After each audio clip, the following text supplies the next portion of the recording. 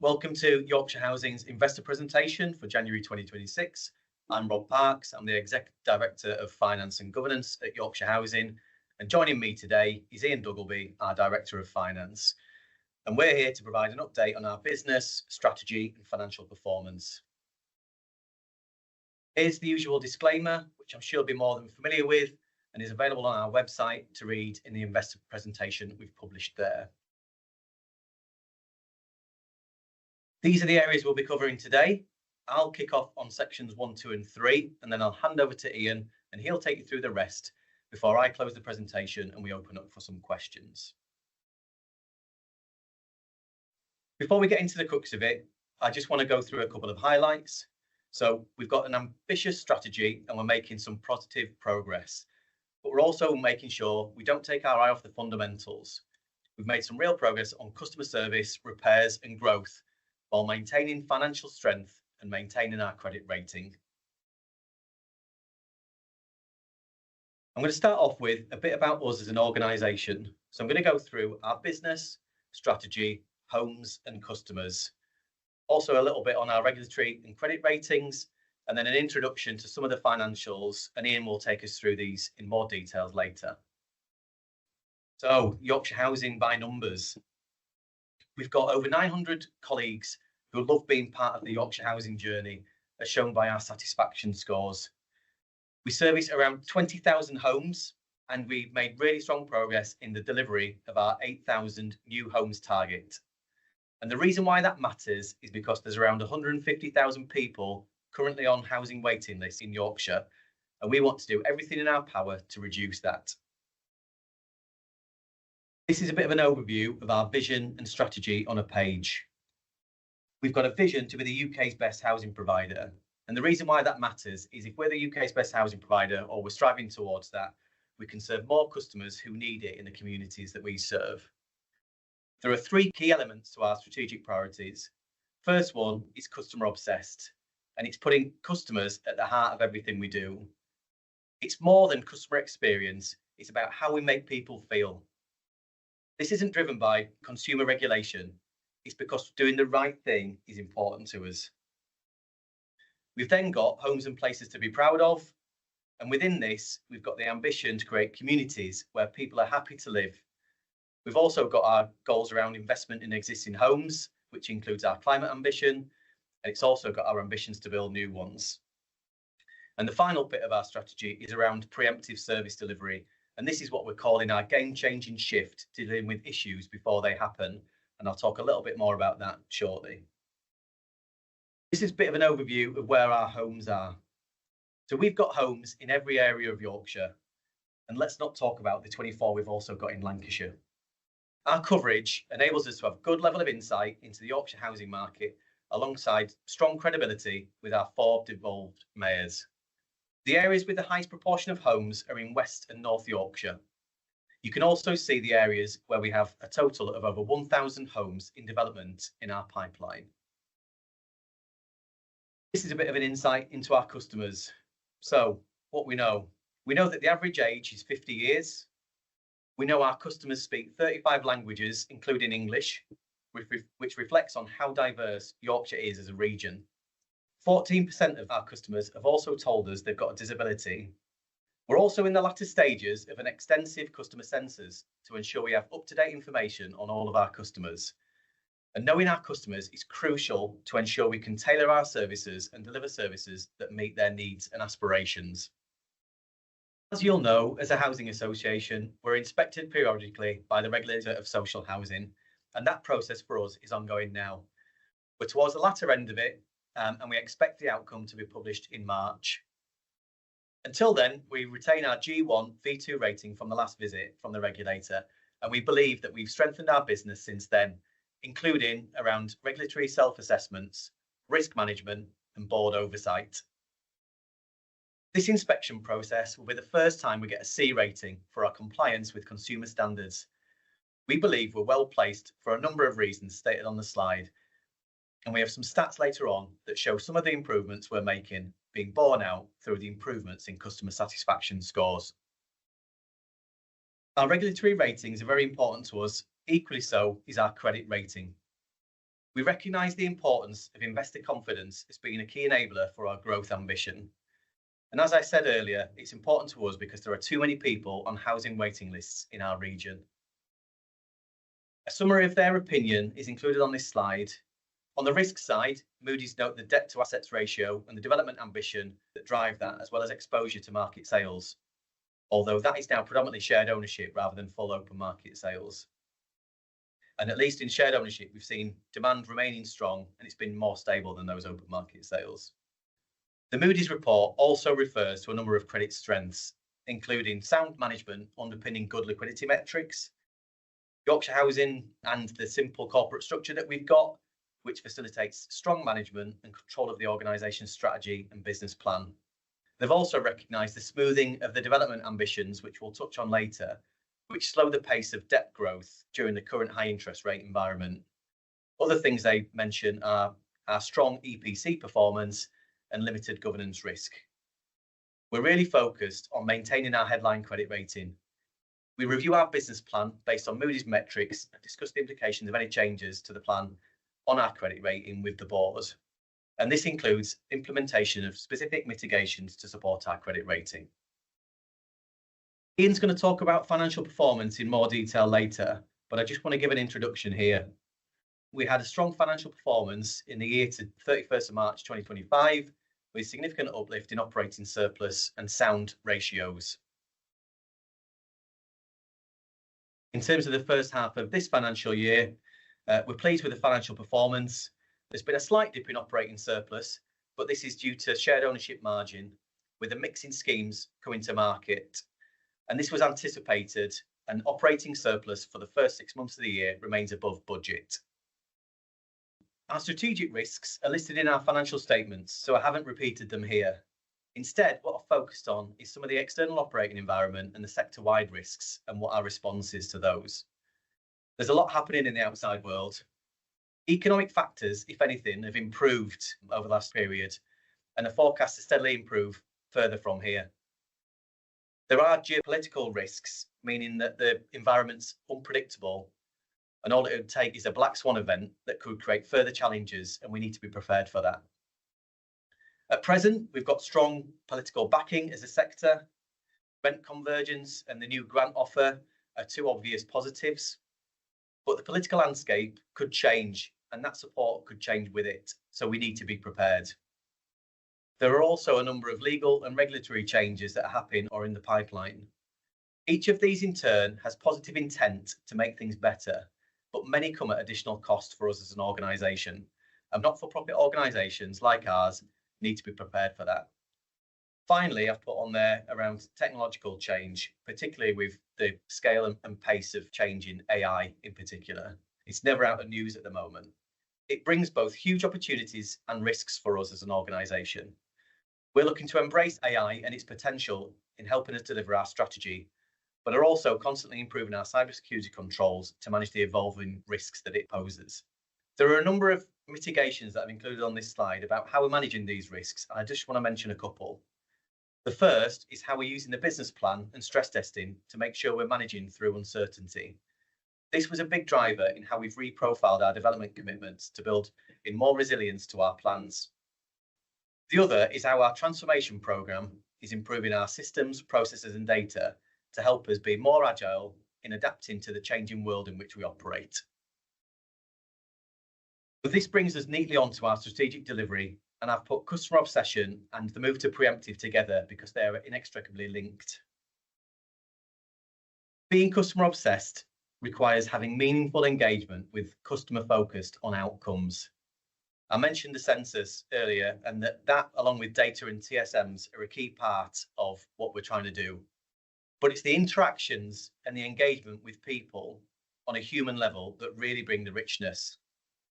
Using that information to focus on what matters to most of the customers and what makes the biggest difference to their experience of interacting with Yorkshire Housing. We know people want first-time resolution to their problems. We know they want clear and regular communication, and we know that repairs matter. And so that's really been driving the priorities that we've been working through as an organisation. We're working through a transformation programme at the moment, and transformation is a key enabler to those changes for customer and in the delivery of our business strategy. We're making those wholesale changes to systems, process, data, and culture. And we're looking for a win-win-win approach. So for customers, that means that they will experience increasingly frictionless, convenient, and responsive services. For colleagues, they benefit from real-time data and streamlined processes that support them in their role. And for the business, it helps us move that to a shift to a preemptive service delivery model, and we can deliver services more efficiently as a result. We're well on the way with our transformation journey, and we've implemented a number of new capabilities, particularly in Salesforce, including a CRM, a repair scheduler, and a number of customer processes, including complaints resolution. And there are some real tangible benefits for customers and us as a business. Particularly, I want to mention more efficient repairs scheduling, reducing waiting times for customers, less travel for colleagues, and it's cheaper for us to do as a business. It's also worth highlighting the better quality information for customers, as it's all in one place, which then means there's less inbound traffic from customers. Again, better experience for customer and cheaper for us to deliver as an organisation. That investment in transformation is translating to improved satisfaction scores across the board. These are the measures at the end of September, so the end of Q2, and Q3 follows the same trend. We survey our customers throughout the year, not just once, because we really value the real-time feedback this provides. We also take keen notice of our Trustpilot score and real-time feedback, as it's a further key measure we use in a live environment. So what does this mean to reactive to preemptive? So what this is talking about is preventing problems before they arise. So identifying issues early and taking proactive steps, predicting and acting ahead of time. Instead of waiting for something to go wrong, we use data, technology, and a proactive thinking to predict, prevent, and improve. A good example is preventing breakdowns. Just like a car's warning light alerts you before a breakdown, we can use sensors, data, and analytics to identify issue, whether it's a boiler that needs maintenance or damp forming in a home, before they become costly or disruptive.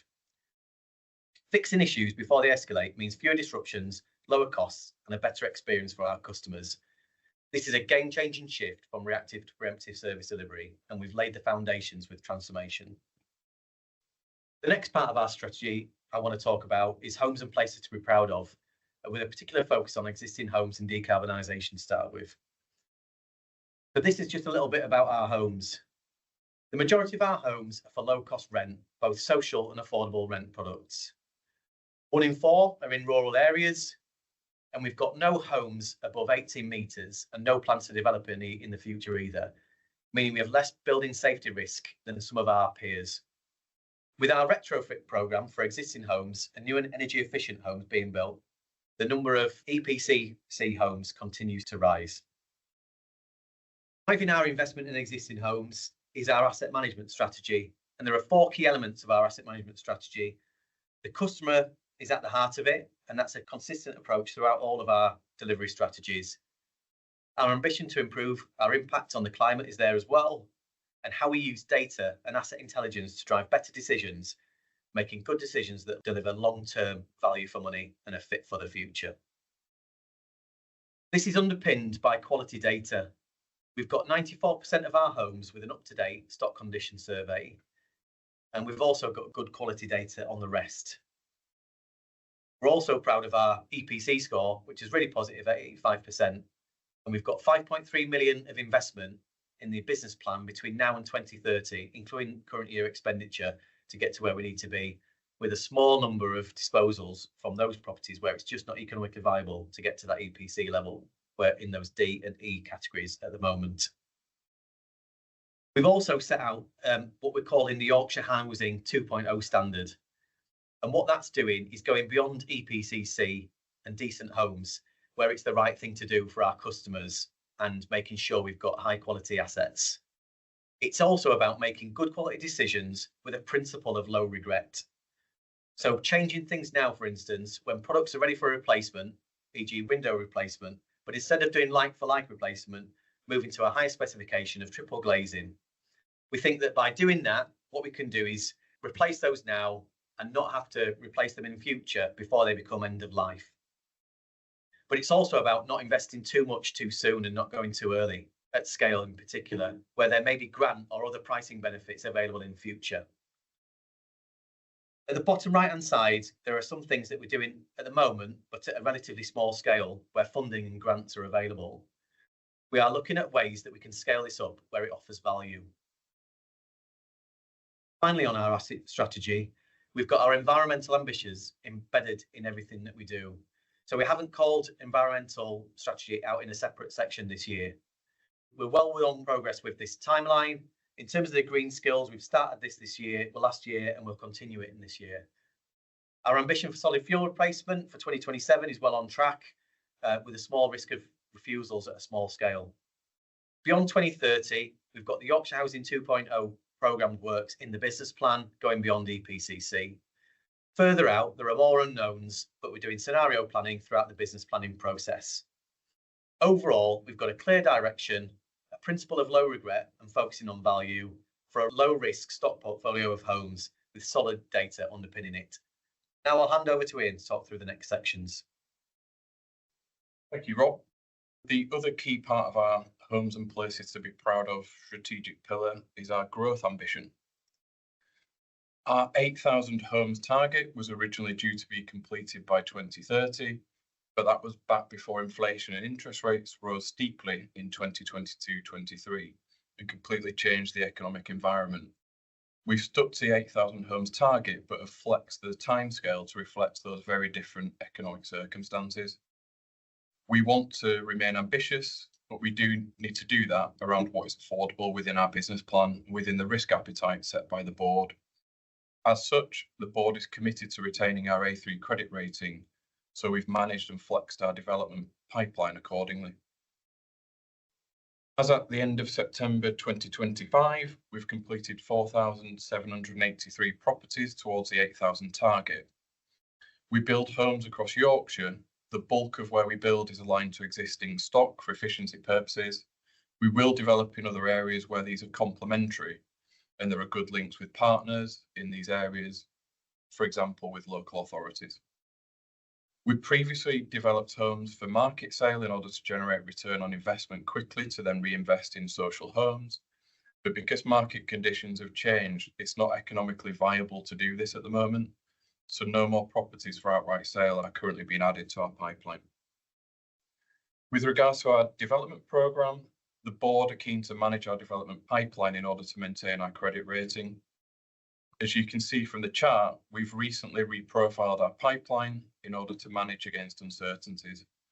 We continue to keep this under review, and if conditions change, we have scope to bring some of that pipeline back in again.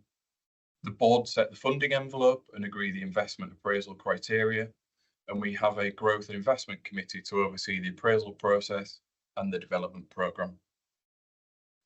On the next couple of slides, we have a couple of examples of the types of mixed tenure schemes we have on site or are recently completed. The first example here is Saxon Fields in Amotherby. This site hasn't been without its challenges and planning has taken some time. But this is a really great example of a scheme that meets our low carbon ambition and all properties benefiting from air source heat pumps, solar PV, battery storage and enhanced insulation. The next example is Spotherth near Harrogate, which is one of our rural locations.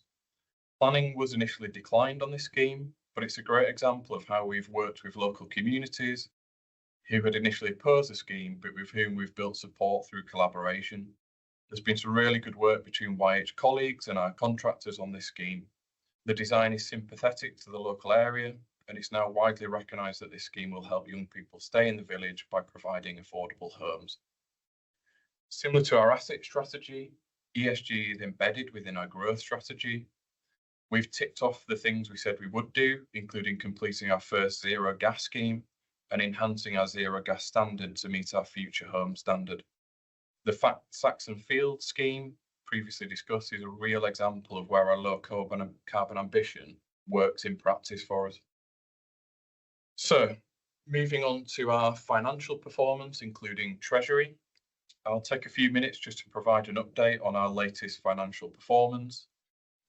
And as Rob alluded to, we had a strong performance last year despite significant investment required in repairs and maintenance. We saw a recovery in open market sales and continued strong performance in shared ownership. For this year, we're forecasting our key KPIs to be at or above budget, but we continue to see pressure on repairs and maintenance. However, due to some of the operational improvements that Rob set out earlier, we are now delivering repairs and maintenance more efficiently. We have also reduced our exposure to unsold homes. In the 2024-25 financial year, turnover was up 19% year over year, driven by inflationary rent increases and open market sales. We managed the cost base tightly despite significant pressures, specifically on repairs and maintenance. Overall, this drove an improvement in operating surplus and net surplus before tax. And it meant that we could continue to invest in the maintenance of our existing homes, the development of new homes, as well as funding our transformation programme, whilst maintaining key financial ratios. We saw improvement in our EBITDA interest cover and SHLIC metrics, and we continue to have significant headroom against our EBITDA interest cover and gearing covenants. To break down the performance a little further, broadly half of our revenue growth came from social housing lettings and half from open market sales.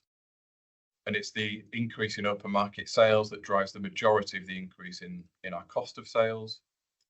It was pleasing to see that we generated £1 million of surplus from open market sales compared to a small loss the year before, and £4 million from shared ownership. Operating costs grew 7%. The biggest driver was repairs and maintenance. Our day-to-day repair volumes were 18% higher than the prior year, and the cost for day-to-day repairs was up 30%, which did also include a significant one-time cost of clearing our repairs backlog that had built up at the end of the previous year.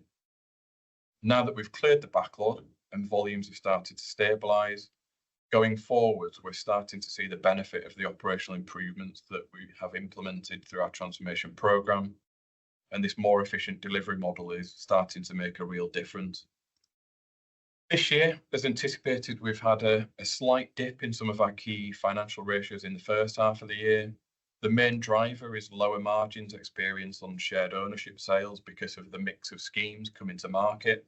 However, our operating surplus remains ahead of budget for the first 6 months of the year. Repairs and maintenance costs have stabilised after a sector-wide trend of increased demand. It does remain our biggest cost area, but the increase that we've seen this year is more aligned with inflationary increases. We have seen a 10% increase in corporate overheads caused by higher insurance and employment costs. However, these were exceptions, and overall operating cost growth has been limited to just under 7%. Arrears levels have seen a modest increase as customers continue to face significant cost of living pressures and more customers transition to universal credit. The work of our money and tenancy coaches in supporting customers with their finances so far this year has helped limit the impact on arrears levels. From a debt and liquidity perspective, we continue to have significant cash and undrawn facilities available to us. 80% of our debt is fixed, and having such a high percentage of fixed rate debt helps us manage exposure to interest rate variability. Gilt rates are currently high, which means tapping the undrawn component of our retained bonds would be expensive at the moment, but this does remain an option for us should we need it. We have significant capacity for additional security through 3,400 unencumbered units. And whilst the average cost of undrawn debt is relatively high at 6.25%, within this we do have opportunities within our existing portfolio to draw additional facilities at a lower rate than this, and we actively manage this. We do have a very active treasury strategy, and we continue to balance liquidity, risk, and return to support our long-term resilience. We have a balanced portfolio of bank and AHGS facilities with a range of maturities, together with our bond, which is due to mature in 2044. We continue to manage the cost of debt through our active hedging strategy. Okay, so that was everything I planned to cover today. I'll now hand back to Rob for closing remarks. Okay, so there's just a couple of points that I want to make before we wrap up. So we're ambitious because we believe it matters, We want to help more people in our communities who need it have a quality home they can be proud of. We want to do that in a way that's sustainable and where we manage risks carefully. We've made real progress on transformation this year, and we're continuing to press ahead with that in future. We're an organisation that prides ourselves in good governance and maintaining our ratings, which demonstrate that. Hopefully, it's been a helpful update on Yorkshire Housing, and we'll now move over to a question and answer session. We will now begin the question and answer session.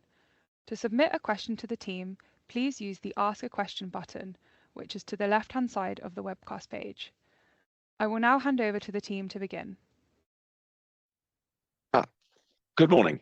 I'm Mark Lowry from LSEG, and thank you for joining us this morning.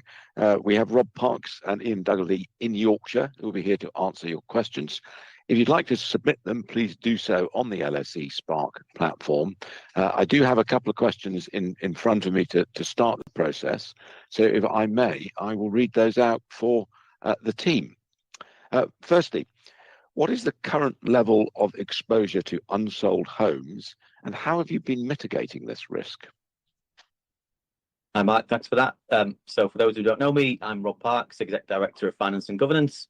I'll take that one. We've got some good news stories to tell on this one. So we've got 73 unsold homes at the end of December 2025, and that's the lowest level that we've had for over 2 years. The comparison was 130 unsold homes at the same time in the previous year in 2024.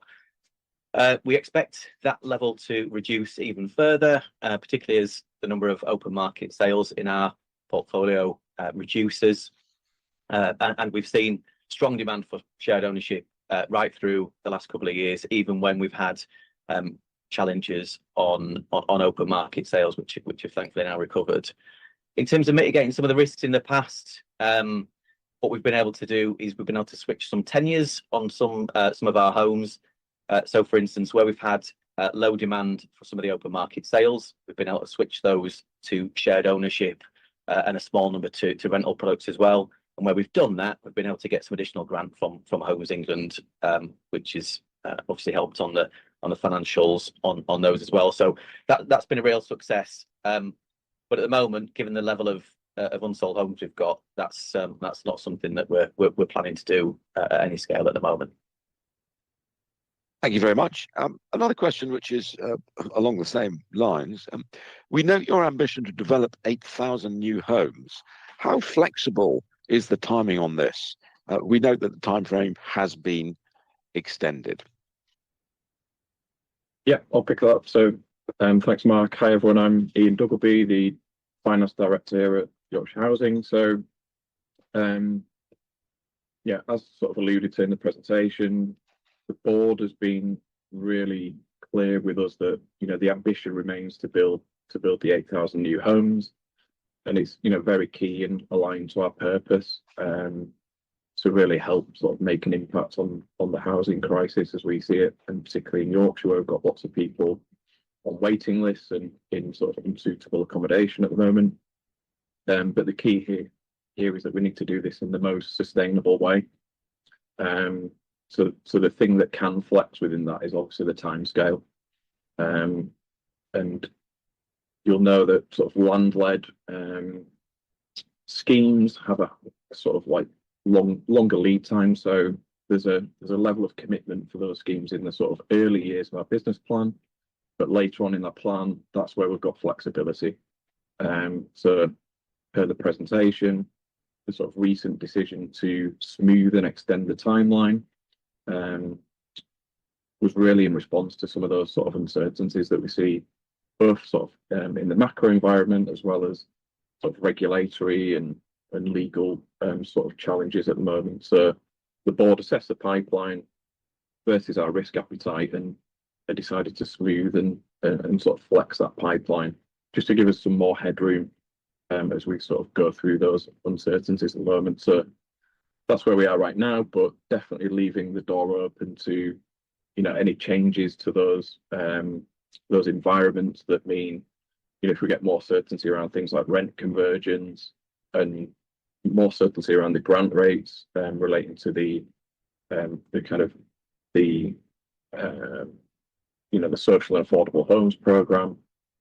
Once we've got a bit more clarity, Ian could leave the door open to potentially pulling that some of those properties sort of back earlier in the timescale if appropriate. Excellent. Thank you for that. We've got a couple of more questions dropping in now. So we'll press on with these. Can I ask, what is the planned level of expenditure on EPCC, and when does this peak in your business plans?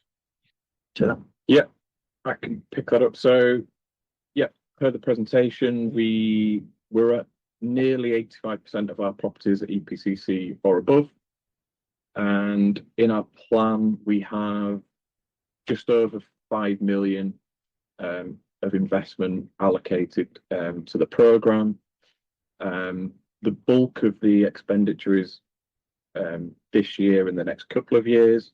There's no particular peak in that profile. It's fairly evenly spread across the next 3 years, including this year, and then starts to sort of taper off in the last sort of couple of years of the programme.